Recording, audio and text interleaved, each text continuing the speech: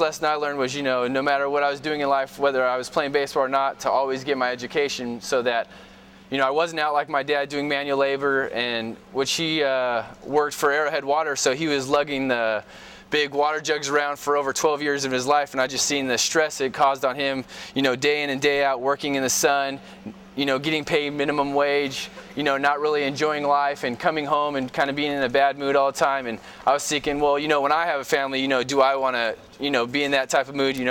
I don't. I want to go back, get my education, so I could sit in a nice air-conditioned office, make twice as minimum wage, and, kind of have a good life. And that was kind of the first thing that I want to stress to you guys, how important education is. Also, I don't know, I was stressed. When I was in high school, I wasn't really big on trying to fit in with any kind of group, because I just kind of did whatever I felt like doing, kind of. I wasn't, if people were doing something I didn't want to do it, I wouldn't just tag along, I would just do what I wanted to do, kind of.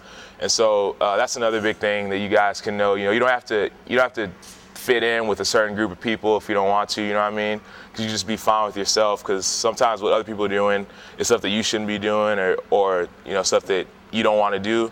So if you want to be by yourself or just do whatever you want to do, then don't worry about what other people say about you, because ultimately it's what you feel about yourself. When his friends would come over, they were different than my kind of friends, right?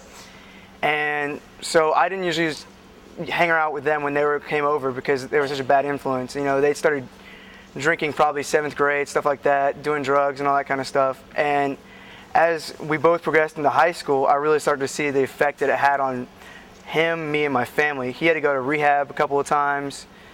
And for me, just school and sports are always a way out of that, because I saw what it did to him, because he didn't really have sports and stuff like that to keep him out of it, to keep him motivated to stay away from that kind of stuff. There was, in 9th grade, a girl that I had known since I was 8 years old was arrested on campus for having marijuana. And I just realized that if I wasn't responsible for my own life, then that would be where I would go. A lot of people I knew were kicked out of school and had to go to other types of schools, and they didn't make it to college. And I'm not really sure what they're doing right now. I don't know what their future is. But you have to take responsibility for yourself. If you're responsible, you'll get respect from your teachers, from your parents, from your friends. And by having that respect, you'll be able to go farther in life. So me changing my ways and me setting higher goals and looking where my parents came from, and I wanted to do different things, and I didn't want to live the same life that I had, and I don't want my kids, when I have kids, living the same life that I went through, because I didn't know what I was going to eat. Sometimes when I went to sleep hungry at night times. Myself, I set different goals. Me going to high school, me coming from middle school, if I didn't want to do the same things that my friends were doing, because where I'm from, everybody knows everybody. Everybody's doing the same thing. It was nothing back home but drugs and alcohol and out making babies, and that's not the road that I wanted to take. So my friends did all the drugs and they did all the partying, and I was big in football when it got to high school, my sophomore and junior year, that they expected me to be where they were and doing the same things that they were doing. But I chose to go the opposite way. I would go to parties just to visit and then I would leave, but I wasn't doing the same thing they were doing. And they would call me out my name, they would make fun of me and all what sort, but that's not what I wanted to do, because that's not the life that I wanted to live. And that's made me the person that I am today. But to go back a little bit, when I was in high school, I just graduated, and a couple of my buddies had went out and had been drinking and driving, and they decided to go to a party. It was about 1 o'clock in the morning, and they had way too much to drink, shouldn't have been out. They had no business being out, and they were in an SUV. They were going about 90 down the highway, and took a wrong turn and just flipped their car. So 2 or 3 of them passed away.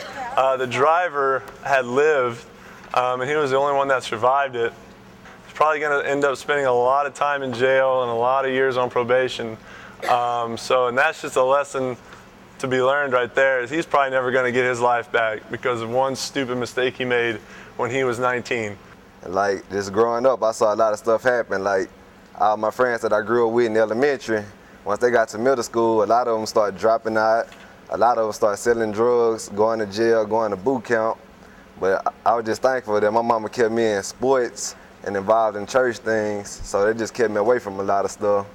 But I wasn't perfect all my life. I made a lot of bad decisions. I done bad things. But really, my most important thing to say is just do the right thing, make the right choices, and be a leader and not a follower. Because if you're a leader, the people that hang around you, they gonna do the same thing you do. If you're doing something positive, they gonna look at you and do positive things.